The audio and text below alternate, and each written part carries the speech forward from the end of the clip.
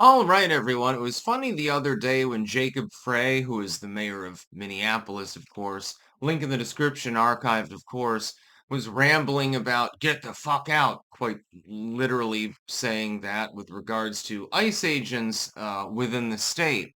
Oh, they're trying to kill people. They're being violent. Oh my God. They're upholding, existing immigration law that was in part made by my own fucking political party. But yeah, you need to get out because you're causing problems.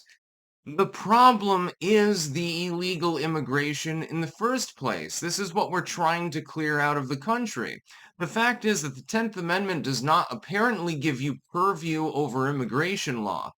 We know this because when Donald Trump was not in office, and various states attempted to invoke the 10th Amendment along the southern border, of course, Texas, Arizona, and so forth, when they attempted to invoke it and say, look, if you're not going to defend the border, we're going to defend the border. What happened? They said, no, you're not allowed to do that. No, it's federal purview over immigration. Okay, very well then. Does this not apply to states interior to the United States? Does it not apply to them? So it only applies when you want it to apply is basically the message that they're sending to people.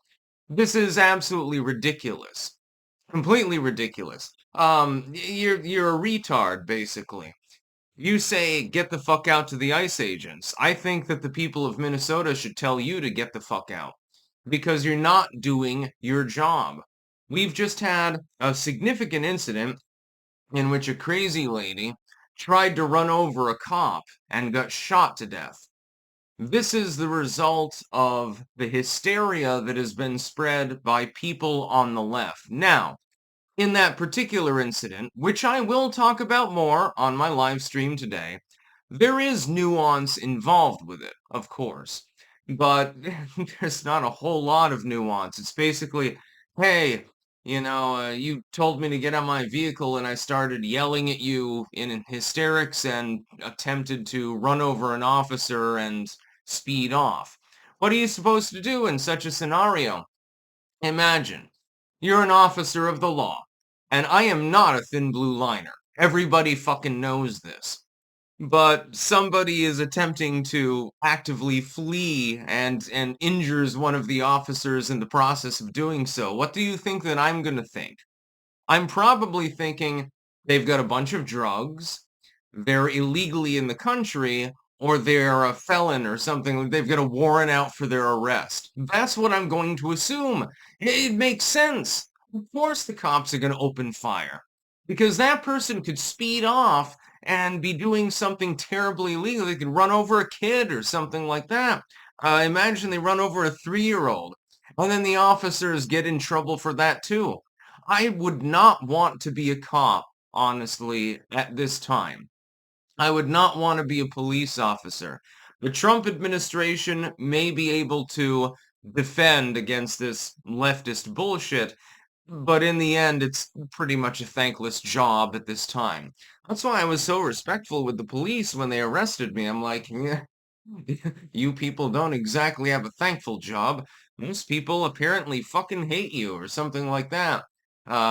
So Jacob Frey, sit on a dick, basically, would be the message to him. Sit on a goddamn prick, which is, you probably do that anyway.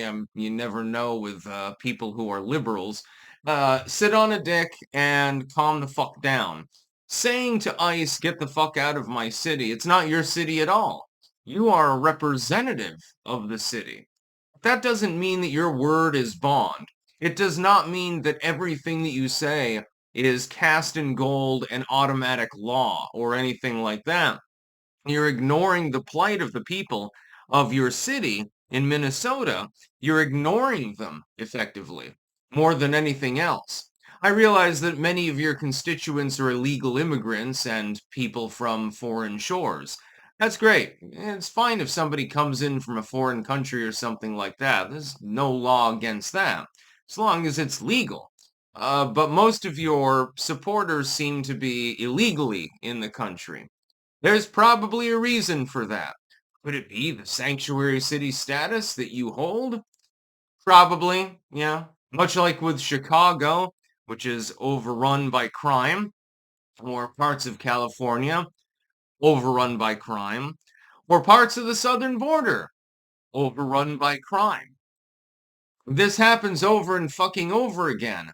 And then you have the secondary layer here. Again, we're peeling back the onion as usual.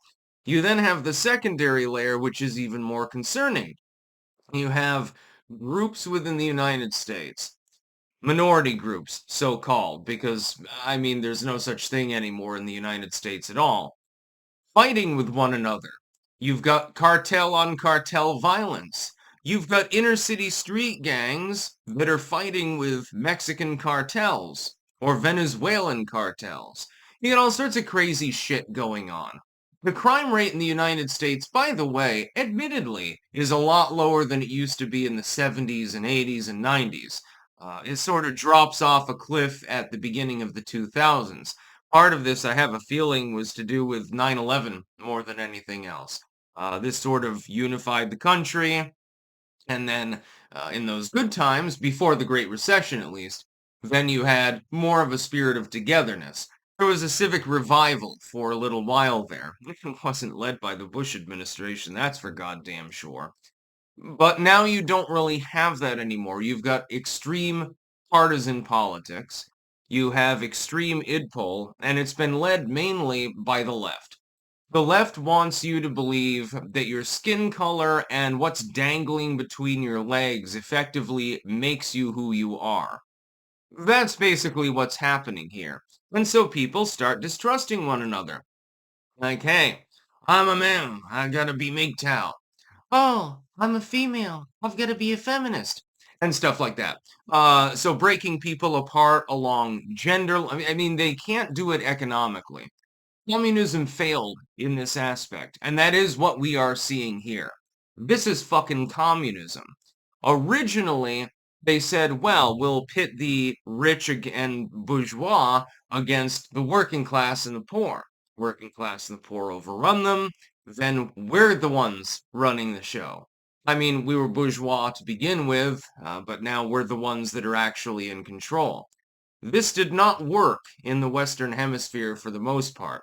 So now they got the bright idea of breaking people apart according to gender, race, ethnicity, creed, all of these other things. They're trying to create uh, categories of people in order to crack them apart into smaller components so that they can get 51% of people to vote for them, basically, so that they can institute their fucking socialism. That's the only thing that they're doing right now. They will not be, in the end, I believe, successful at doing so. I would like to believe that the people of the United States of America are too intelligent to fucking deal with this very long. But yeah, you got some crazy shit going on. Jacob Frey is part of the problem. Big part of the problem at the moment. This is a major city. Now, if this was some buttfuck, if this was Pete Buttigieg in South Bend, who gives a fuck? Yeah, nobody even knows that South Bend exists.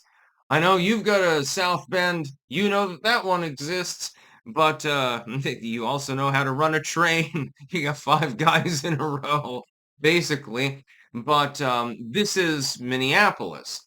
This is a more major metropolitan area. It's a major city within the United States with hundreds and hundreds of thousands of people. This is a big problem, therefore, because we have a mayor of a major U.S. city effectively telling the federal government not to enforce federal law that was incepted under prior administrations. This didn't even have anything to do with Donald Trump. Some of these laws date back to the Reagan administration. What the hell are you talking about?